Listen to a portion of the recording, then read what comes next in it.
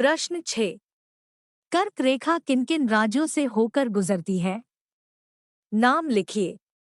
इसका उत्तर है भारत में कर्क रेखा 8 राज्यों गुजरात, राजस्थान, मध्य प्रदेश, छत्तीसगढ़, झारखंड, पश्चिम बंगाल, त्रिपुरा तथा मिजोरम से होकर गुजरती है। भारत के पड़ोसी देशों के नाम लिखिए। इसका उत्तर है भारत के 9 पड़ोसी देश हैं। पाकिस्तान, अफगानिस्तान, म्यांमार, नेपाल, चीन, मालदीव, भूटान, श्रीलंका, बांग्लादेश है। प्रश्न 7। भारत का अक्षांशीय देशांतरीय विस्तार लिखिए। इसका उत्तर है भारत का अंशांशीय विस्तार 8,4 उत्तर से 37,6 उत्तरी अक्षांश तक एवं देशांतरीय विस्तार 68,7 पूर्व से 97,25 पूर्वी देशांतर पर स्थित है। भारत के तीनों और विस्तृत जल राशियों के नाम लिखिए।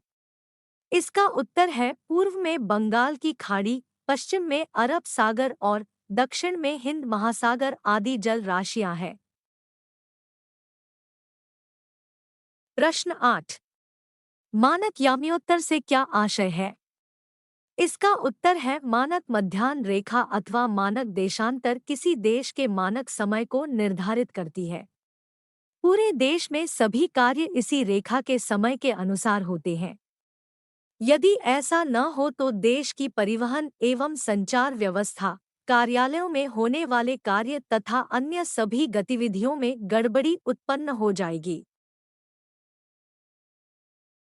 भारत को विश्व में किन नामों से जाना जाता है?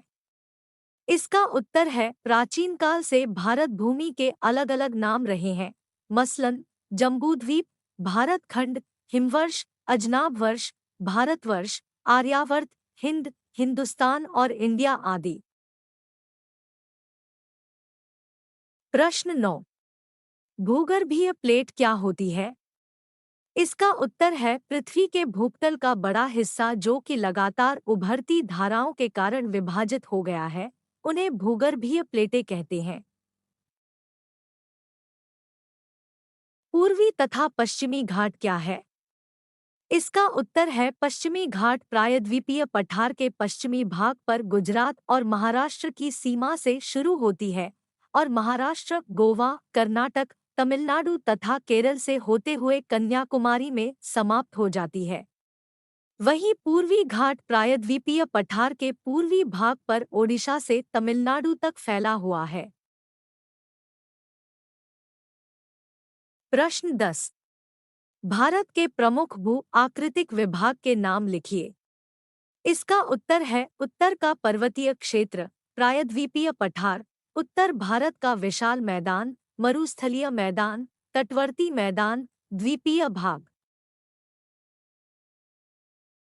प्रश्न 11। अपसारी भूगर्भिक प्लेट क्या होती है? इसका उत्तर है अपसारी भूगर्भीय प्लेट वह प्लेट है जो एक भूगर्भीय प्लेट कहलाती है। एक दूसरे के निकट आने वाली भूगर्भीय प्लेट अभिसारी दूसरे से दूर जाती है। इन प्लेटों से भ्रंशन क्रिया होती है तथा धरातल पर वलय पड़ जाते हैं। इस प्रकार की प्लेटों से वलन प्रक्रिया होती है तथा धरातल पर भ्रंश पड़ जाते हैं। भारत का उत्तरी मैदान ज्यादा उपजाऊ क्यों है? लिखिए। इसका उत्तर है समृद्ध मृदा के आवरण, भरपूर पानी की आपूर्ति एवं अनुकूल जलवायु ने उत्तरी मैदान को कृषि की दृष्टि से भारत का अत्यधिक उपजाऊ भाग बना दिया है। इसी कारण यहाँ का जनसंख्या घनत्व भारत के सभी भौगोलिक विभाजनों की अपेक्षा इस क्षेत्र में सर्वाधिक है। प्रश्न 12। गिलोटिन क्या था? इसका उत्तर है गिलोटिन अथवा ऊर्ध्वाधर कर्तरी शीर्षच्छेदन मृत्युदंड देने के लिए कर्तन यंत्र है। फ्रांसीसी क्रांति के समय फ्रांस में इसका विशेष उपयोग हुआ और बहुत से लोगों इसके द्वारा का सिरोच्छेद करके मारा गया। इस यंत्र नाम इसके आविष्कारक डॉ गिलोटिन के नाम पर रखा गया है। यह 2 खंभों के बीच लटकता आरे वाला यंत्र है। फ्रांसीसी क्रांति क्या थी? इसका उत्तर है फ्रांसीसी क्रांति फ्रांस के इतिहास की राजनैतिक और सामाजिक उथल-पुथल एवं आमूल परिवर्तन की अवधि थी जो 1789 से 1799 तक चली। बाद में नेपोलियन बोनापार्ट ने फ्रांसीसी साम्राज्य के विस्तार द्वारा कुछ अंश तक इस क्रांति को आगे बढ़ाया। प्रश्न 13। आतंक का राज किसे कहते हैं? इसका उत्तर है सन 1793 से 1794 तक के काल को आतंक का युग कहा जाता है। इस समय रोबेस्पियर ने नियंत्रण एवं दंड की सख्त नीति अपनाई। इस नीति के तहत गणतंत्र के जो भी शत्रु थे जैसे कुलीन एवं पादरी और अन्य राजनीतिक दलों के सदस्य जो उनके काम से सहमत नहीं है, सभी को गिरफ्तार कर लिया जाएगा और जेल में डाल दिया जाएगा। 18वीं सदी में मध्य वर्ग का प्रमुख व्यवसाय क्या था? इसका उत्तर है 18वीं सदी के फ्रांस में एक नया सामाजिक समूह मध्यम वर्ग के रूप में उभरा जिसे मध्यवर्ग कहा गया। यह समूह समुद्र मार्ग के द्वारा व्यापार करके और ऊनी तथा रेशमी वस्त्रों के उत्पादन के बल पर संपत्ति अर्जित करने लगा था। प्रश्न 14। फ्रांस की क्रांति ने विश्व को कौन से 3 सिद्धांत दिए? लिखिए डॉट। इसका उत्तर है स्वतंत्रता, समानता एवं बंधुत्व के नारे का प्रसार। फ्रांसीसी क्रांति के प्रेरक शब्द थे स्वतंत्रता, समानता और बंधुत्व। इन 3 शब्दों ने विश्व की राजनीतिक व्यवस्था के स्वरूप में आमूलचूल परिवर्तन का मार्ग प्रशस्त किया। फ्रांसीसी क्रांति को पूरे विश्व के इतिहास में मील का पत्थर कहा जाता है। इस क्रांति ने अन्य यूरोपीय देशों में भी स्वतंत्रता की ललक कायम की और अन्य देश भी राजशाही से मुक्ति के लिए संघर्ष। क्रांतिकारी महिला ओलम दे गूज कौन थी? इसका उत्तर है वह क्रांतिकारी फ्रांस की सबसे महत्वपूर्ण राजनीतिक रूप से सक्रिय महिला थी। वह उस समिति के सदस्यों में से एक थी जिसने मनुष्य और नागरिक के अधिकारों की घोषणा का मसौदा तैयार किया था। प्रश्न 15। सौ कुलौत का अर्थ बताइए।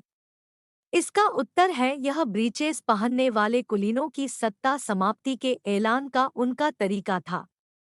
यही कारण है कि जैकोबिनों को सौ कुलौत के नाम से जाना गया। सौ कुलौत पुरुष लाल रंग की टोपी भी पहनते थे जो स्वतंत्रता का प्रतीक थी।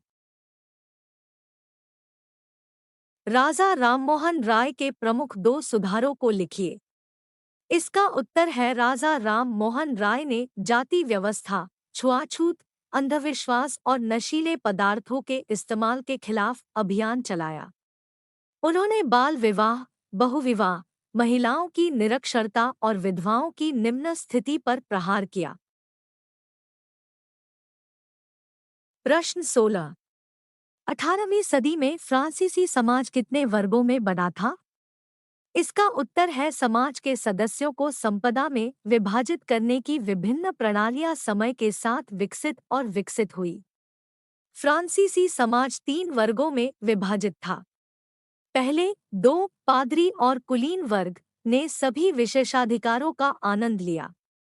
तीसरे वर्ग में वे सभी शामिल थे जो शहरी और ग्रामीण के सदस्य नहीं थे, साथ में फ्रांस की 90% से अधिक आबादी बनाते थे।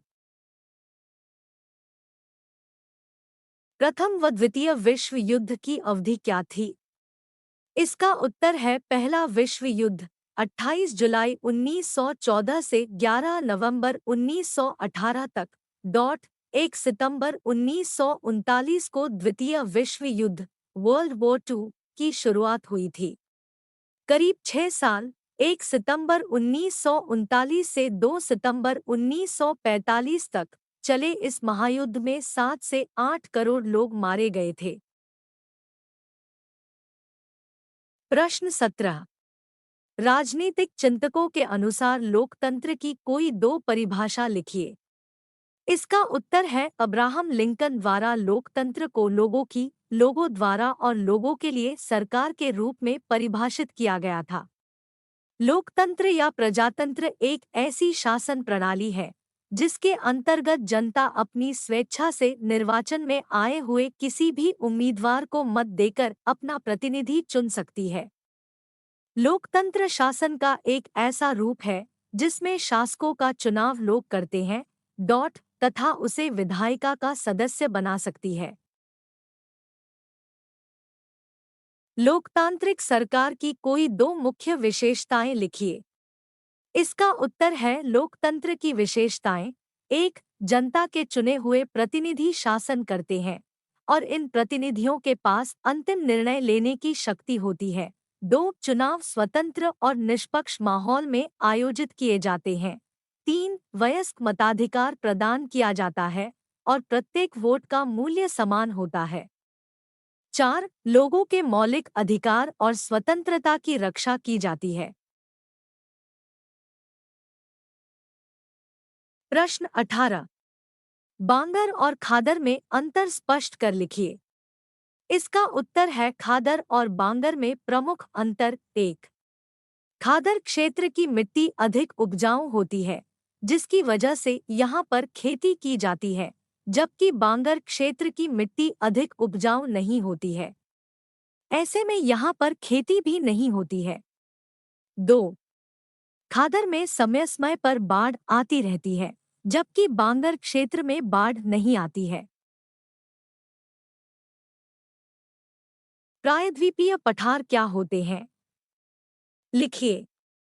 इसका उत्तर है भारत का प्रायद्वीपीय पठार एक अनियमित त्रिभुजाकार आकृति वाला भूखंड है जिसका विस्तार उत्तर पश्चिम में अरावली पर्वतमाला व दिल्ली, पूर्व में राजमहल की पहाड़ियों, पश्चिम में गिर पहाड़ियों, दक्षिण में इलायची कार्डमम पहाड़ियों तथा उत्तर पूर्व में शिलोंग एवं कार्बाइंगलोंग पठार तक है। इसकी औसत ऊंचाई 600 से 900 मीटर है। प्रश्न 19, वस्तुओं और सेवाओं के उत्पादन के लिए किन किन चीजों की आवश्यकता होती है? लिखिए। इसका उत्तर है अर्थशास्त्र में किसी वस्तु या सेवा के उत्पादन में जिन चीजों की आवश्यकता होती है उन्हें उत्पादन के कारक कहते हैं। उत्पादन के मूलभूत कारक ये तीन हैं: भूमि, श्रम और पूंजी। हरित क्रांति से आप क्या समझते हैं? लिखिए। इसका उत्तर है हरित क्रांति भारत की नई कृषि नीति सन 1967 से 68 में लागू की गई, जिसमें अधिक उपज देने वाले बीजों को बोया गया तथा कृषि की नई तकनीकों का प्रयोग किया गया, जिससे फसल उत्पादन में तीव्र वृद्धि हुई। इसे ही हरित क्रांति कहा जाता है। प्रश्न 20, रूसी क्रांति क्यों हुई? इसके तीन प्रमुख कारण की व्याख्या कीजिए। इसका उत्तर है जार का निरंकुश एवं अयोग्य शासन। जार का शासन अफसरशाही था जो जनताओं के समस्याओं को समाधान नहीं कर पा रहा था। 2, मजदूरों की स्थिति दयनीय। जार के शासन में मजदूरों को कोई राजनीतिक अधिकार प्राप्त नहीं था, जिससे मजदूर जार के शासन के प्रति संतोष नहीं थे। वर्ष 1917 की रूसी क्रांति मुख्य रूप से पिछड़ी अर्थव्यवस्था, किसानों एवं मजदूरों की दयनीय स्थिति, निरंकुश एवं स्वेच्छाचारी शासन के अत्याचार का परिणाम थी। आधुनिक कृषि विधियों से प्राकृतिक संसाधन पर क्या असर पड़ा? लिखिए। इसका उत्तर है वैज्ञानिक रिपोर्टों से संकेत मिलता है कि खेती की आधुनिक कृषि विधियों ने प्राकृतिक संसाधन आधार का अति उपयोग किया है। अनेक क्षेत्रों में हरित क्रांति के कारण उर्वरकों के अधिक प्रयोग से मिट्टी की उर्वरता कम हो गई है।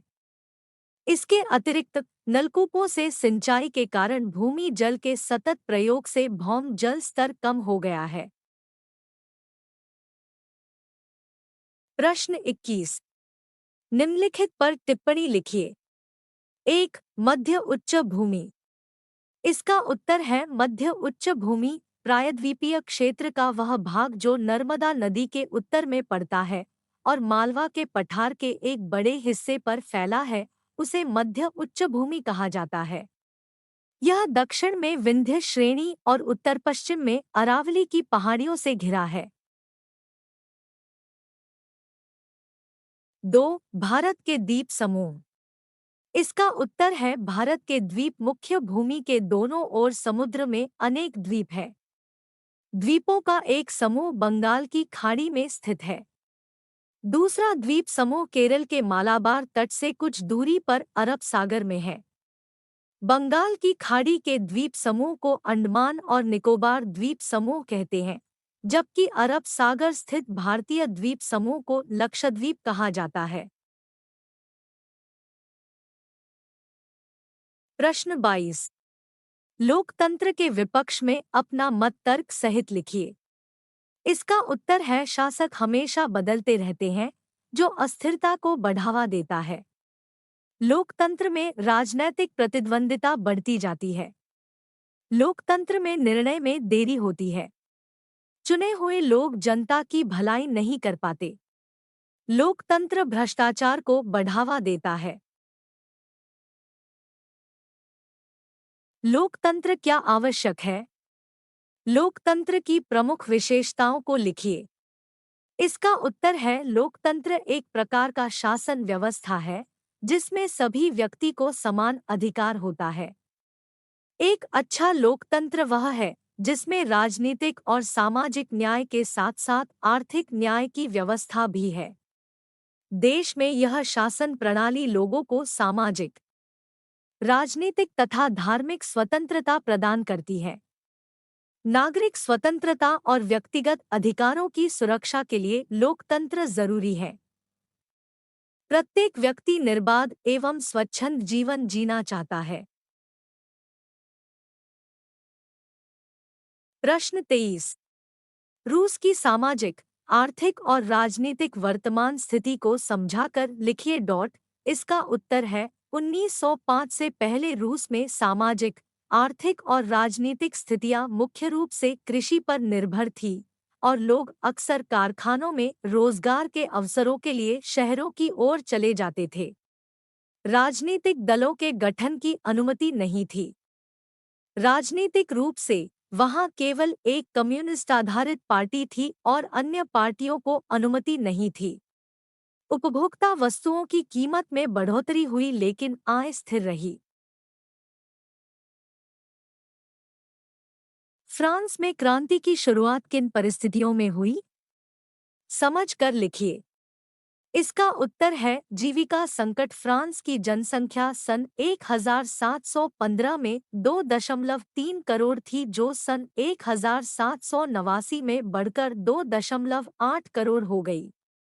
इस कारण अनाज उत्पादन की तुलना में उसकी मांग काफी तेजी से बढ़ी। अधिकांश लोगों के मुख्य खाद्य पावरोटी की कीमत में तेजी से वृद्धि हुई, मगर मजदूरी महंगाई की दर से नहीं बढ़ रही थी, जिससे रोजीरोटी का संकट पढ़िए हो गया। प्रश्न 24। भाबर क्या है? इसका उत्तर है भाबर वह तंग पट्टी है जिसका निर्माण कंकड़ों के जमा होने से होता है, जो शिवालिक की ढलान के समानांतर सिंधु एवं तिस्ता नदियों के बीच पाई जाती है। इस पट्टी का निर्माण पहाड़ियों से नीचे उतरते समय विभिन्न नदियों द्वारा किया जाता है। सभी नदियां भाबर पट्टी में आकर विलुप्त हो जाती है। लोकतंत्र क्या है? इसका उत्तर है लोकतंत्र एक प्रकार का शासन व्यवस्था है जिसमें सभी व्यक्ति को समान अधिकार होता है। एक अच्छा लोकतंत्र वह है जिसमें राजनीतिक और सामाजिक न्याय के साथ साथ आर्थिक न्याय की व्यवस्था भी है। देश में यह शासन प्रणाली लोगों को सामाजिक, राजनीतिक तथा धार्मिक स्वतंत्रता प्रदान करती है। प्रश्न 25। हिमालय पर्वत श्रृंखला को समझाकर लिखिए। इसका उत्तर है हिमालय एक पर्वत तंत्र है जो भारतीय उपमहाद्वीप को मध्य एशिया और तिब्बत से अलग करता है। यह पर्वत तंत्र मुख्य रूप से 3 समानांतर श्रेणियां महान हिमालय, मध्य हिमालय और शिवालिक से मिलकर बना है, जो पश्चिम से पूर्व की ओर एक चाप की आकृति में लगभग 2400 किमी की लंबाई में फैली है। नमस्कार बच्चों, tribal study hub YouTube channel में आपका हार्दिक स्वागत है। आपके लिए कक्षा 9वीं से 12वीं तक सामाजिक विज्ञान और भूगोल के अध्यायवार महत्वपूर्ण प्रश्नोत्तर लेकर आए हैं, जो एमपी बोर्ड परीक्षा में आने की पूरी संभावना वाले प्रश्नोत्तर है। इन प्रश्नों को देखने के लिए यूट्यूब में सर्च बटन पर क्लिक कर ट्राइबल स्टडी हब सर्च करें, जिससे हमारा चैनल खुलेगा। अब चैनल में आपको लाल कलर के बटन पर क्लिक कर सब्सक्राइब करना है और नीचे प्लेलिस्ट्स में जाकर अपनी कक्षा व अध्याय के अनुसार तैयारी करें। आगे भी ऐसे ही प्रश्नोत्तर के लिए इस चैनल को लाइक और शेयर जरूर करें, जिससे आपके दोस्तों को भी इसका लाभ मिल सके। साथ ही नीचे डिस्क्रिप्शन बॉक्स में चैनल की लिंक दी गई है, उस पर क्लिक कर भी चैनल पर जा सकते हैं। धन्यवाद।